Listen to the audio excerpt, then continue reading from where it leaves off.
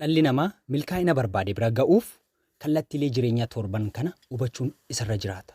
Yoo yaa akkam jirtu jaallatamtoonniif kabajamtoonni hordoftoota kooroon Inspire warri taatan akkamnaaf jirtu bakka isin jirtanitti gammachuu qofti milkaa'inni nageenyi jaalallii tokkummaan rabbiin isiniif haa baay'isu kanan jedhu ana obboleessa keessan Dinaariyaati. Tole egaa akkuma yoggaa kaanee barnoota baay'ee mi'ooftuu taatee dhangaa bareeddoo of keessaa qabdu isiniif fidadhee dhufeetan jira. Hanga dhuma barnoota kootiitti nafaana turan affeerraa kiyya. Tole egaa mata dureen barnoota keenyaa irraa maalidhaan dhalli namaa milkaa'ina barbaade bira ga'uuf kallattiilee jireenyaa torban kanneen maal gochuutu irra jiraata hubachuutu irra jiraata.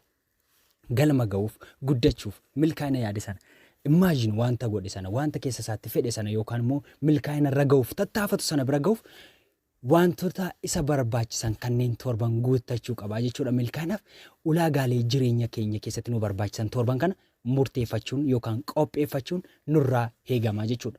Maal gochuu qabna? Mee milkaa'uuf? Mee maaltu nurraa eegama? Yoo maal goone milkoofna? Mee yoo maal goone galma yaadni geenye? Yoo maal goone bakki yaadni sana geenye milkaa'inarra ooluu dandeenya, oolchuu dandeenya kanneen jedhu wal faana laallaa jechuudha. Tole egaa inni sadarkaa tokkoffaa irratti argamu jireenya hafuuraa ofiirratti abjuu fi karoora ofii qabaachuudha. Jireenya hafuuraa yookaan immoo amantii keenya qabnu, amantii keenya duukaa seeraan yoo musliima taane solaata keenya solaachuutiin, yoo kiristaana taane immoo waaqa keenya waaqeffachuutiin, rabbii keenyaaf kadhachuutiin, rabbii keenyaaf bitamuutiin akkanumallee abjuu karoora qabaachuudha. Kan gara milkaa'inaatti nu geessu inni tokkoffaan rabbii keenya duukaa rabbiif bitamnee jiraachuudha. Inni tokkoffaa irratti argamu. Rabbiif bitamnee, rabbiin sodaannee, rabbiin ofirratti ilaalaa, rabbiin akka nuuf gararraa jiru yoo beekne kun milkaa'ina tokkoffaa irratti kan nu geessisu inni jalqaba. Rabbi duukaa walitti dhufeenya godhachuu, quraana keenya qara'uu, waaqa keenya waaqessuu. Yoo amantii barbaadillee ta'e wanta amantii isaa sana irratti focus goosisu sana gochuu, milkaa'inaaf si qopheessu amantii kee sana seeraan hordofuu, seeraan solaachuu, seeraan kadhachuu, seeraan sagaduu. Seeraan rabbii kee waammattinaan milkaa'ina isa jalqabaaf si qopheessa. Abjuu ofiirratti ifaajuu karoora qabaachuu. Rabbiin keenyaan utuma waammannu, rabbii keenyaaf utuma sagannu maal gochuu qabna? Abjuu qabaachuu qabna. Karoora keenya qabaachuu qabna. Abjuu ofiirratti karoora baafachuu qabna. Abjuu keenya galma ga'uu barbaannu sana, bakkee ga'uu barbaannu sana irratti maal gochuu qabna? Karoora baafachuu qabna. Karooraan hojjechuu qabna. Maal gochuu barbaanne? Ulaagaalee kana torban gochuu barbaanne rabbii keenyaaf sagaduu, rabbiin sodaachuu. Wanta goonu irratti, wanta dubbannu irratti, wanta hojjennu irratti rabbiin yoo sodaanne, yoo maqaa rabbii sodaanne maal goona? Milkaa'inaaf nu qopheessa. Milkaa'inaaf qophaa'aa jira. Jijjiiramaaf qophaa'aa jira. Abjuu keenyaaf karoora baafachuu qabna. Rabbii keenyaan erga sodaannee booda. Abjuu keenya sanaaf, milkaa'ina keenya sanaaf maal goona? Abjuu baafachuu qabna. Abjuu keenya sanaaf karoora baafannee karoorsinee abjuun keenya akka daa'imaati kunuunsa barbaada. Abjuun nu keessa jiru kunuunsamuu barbaada. Yoo kunuunsine malee nu jalaa cabee dhangalaa. Mee hinqaaquu waa fudhannu, mee buphaa. Yoo harkatti seeraan qabne yoo seeraan keenya maal ta'a? Bilchaatee maal ta'a? Firii laata yookaan immoo lukkuu nuuf ta'a. Garuu yoo harka keenya raafne lafa bu'ee cabee maal ta'a? Dhangala'ee hafa, hajaa'ee hafa jechuudha. Yoo xasii tokko godhate hinqaaquu yookaan immoo buphaan sun maal ta'uu danda'a? Cuucii ta'uu danda'a yookaan immoo mucaa lukkuu ta'uu danda'a? Hin danda'u. Yoo seeraan qabamee taa'e garuu buphaan sun yookaan immoo killeen sun maal ta'uu danda'a? Yookaan hinqaaquun sun firii laachuu danda'a. Ani hinqaaquu sana buusu ta'uu danda'a. Garuu yoo seeraan hin qabamin hafe hin dhangala'a, hin ajjaa'a. Yoo seeraan hin qabamin abjuun keenyallee akkasi. Yoo seeraan qabame, yoo seeraan kunuunsa laanneef, yoo seeraan itti fayyadamne, yoo seeraan itti karoorsine, yoo seeraan itti fayyadamne lubbuu nuuf laata. Nu jiraachisa deebisee abjuun keenya irraa sun yoo karooraan hojjenne, yoo karooratti baafne maal nu godha? Maal nu godhan jedhe? Nu jiraachisa deebisee. Akkuma buphaa sanaati yookaan akka hinqaaquu sanaati. Yoo seeraan qabame firee laata deebisee hinqaaquu sana oomishuu jalqaba. Yoo garuu seeraan hin qabamin hafe hin ajjaa'a yookaan immoo lafa bu'ee caba yookaan immoo nyaataaf oola. Abjuun keenyallee yoo abjuu keenyatti seeraan fayyadamne, yoo karooraan fayyadamne, yoo abjuu keenya sana irraas nu ta'e, iddoo abjuu keenya madaalle yoo oolchina ta'e, yoo iddoo abjuu keenya gara milkaa'inaatti akka inni firii laatutti hin geessine bira oolchina ta'e maal ta'a? Ina jaa in bada karaatti dhangala'ee hafaa jechuudha akka hin qaaqu sana. Kanaafuu maal gochuu qabna inni lammeeffaa irratti argamu? Abjuu keenyaaf karoora baafachuu. Iddoo abjuu keenyaa sanaaf karoora tolchuudha. Abjuu qabaachuudha. Abjuu keenya sana immoo seeraan kunuunsuudha. Iddoo abjuu keenya madaalle ooluu dhiisuu. Iddoo abjuu keenya madaalle irratti deemuu. Iddoo abjuu keenya madaalu duukaa ooluu. Iddoo abjuu keenyaaf kunuunsa barbaachisu laachuu. Kunuunsa barbaachisu abjuu keenyaaf hin laannu taanaan. Kunuunsa barbaachisu abjuu keenya sanaaf hin goonu taanaan in dhangalaa, in ajaa'a jechuudha. Karaa tafa otoo firii laatiin. Garuu yoo seeraan qabame akka killee sana faayidaa laataa jechuudha. Inni sadaffaa immoo dinagdee keenya guddifachuu. Galii keenya guddifachuu. Milkaa'inaaf nu qopheessu torban keessaa inni sadaffaa maal? Dinagdee keenya guddifachuudha. Dinagdee keenya sana guddifachuu. Haala gabii keenya ittiin argannu. Wanta argannu irraa ammam karoorfanna? Ammam itti fayyadamna? Eessatti fayyadamna? Haala kamiin fayyadamna? Yoom fayyadamna?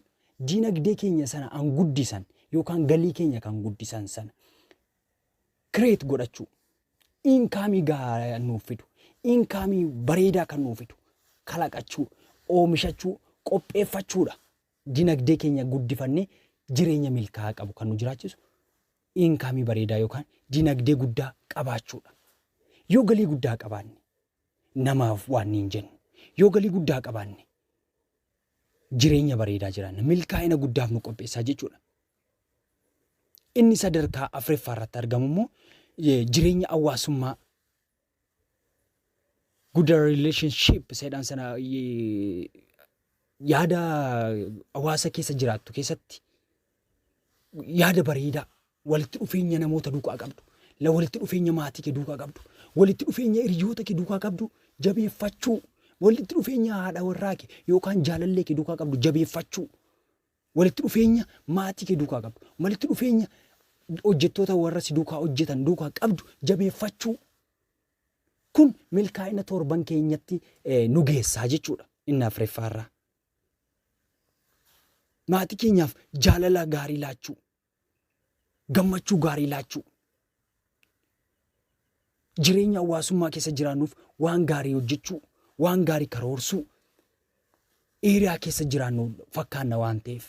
Yoo jireenya hawaasummaa keessa jiraannu keessatti waan gaarii yaadna ta'e, yoo waan gaarii namaaf kalaqaa oolate, yoo waan gaarii yaadnaa oolate maal ta'a? Maatiin keenya nutti gammada. Firri keenya nutti gammada. Jireenyi gammachuu qabu jiraan. Jireenya qananii ta'e jiraachuu dandeenya jechuudha. Hawaasa keessa jiraannu yookaan immoo jireenya hawaasummaa namoota duukaa walitti dhufeenya qabnu duukaa keessatti yoo walitti dhufeenya hin qabnu ta'e, yoo jaalala uummata duukaa jiraannu duukaa jaalala hin qabnu ta'e, wal lolla, wal jibbina, waliif boolla qotaa oolaa ta'e jireenya milkaa'inaatti nu geessu. Milkaa'ina keenyatti nu deemsisu jechuudha.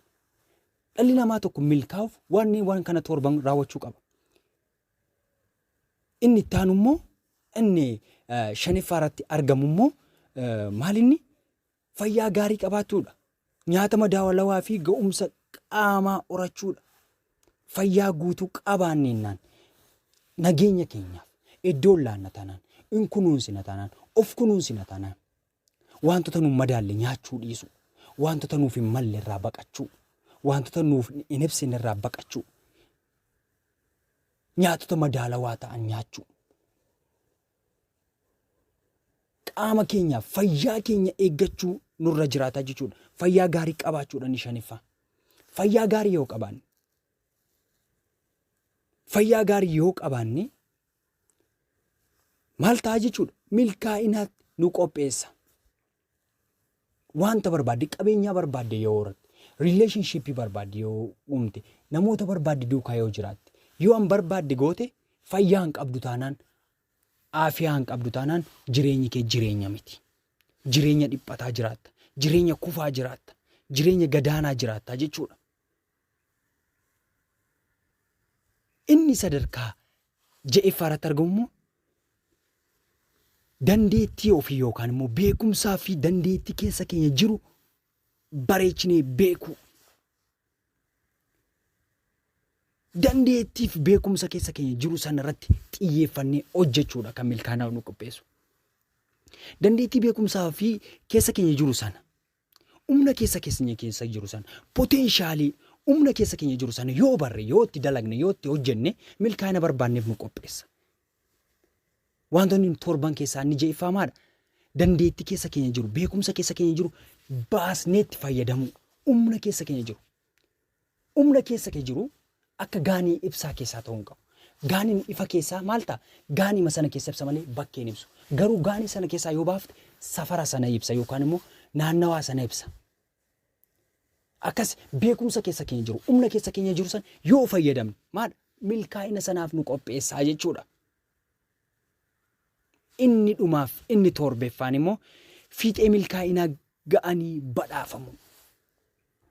Bakkee yaadne sana, bakkee karoorsine sana, bakkee hawwine sana, wanta gochuu barbaanne sana, qaama guutuun, fayyaa guutuun, qabeenya guutuun, eeriyaa keessatti jiran duukaa jaalalaan jiraachuu, rabbii keenyaan sodaachuu goonee fiixee milkaa'inaa irratti argamu badhaafamu.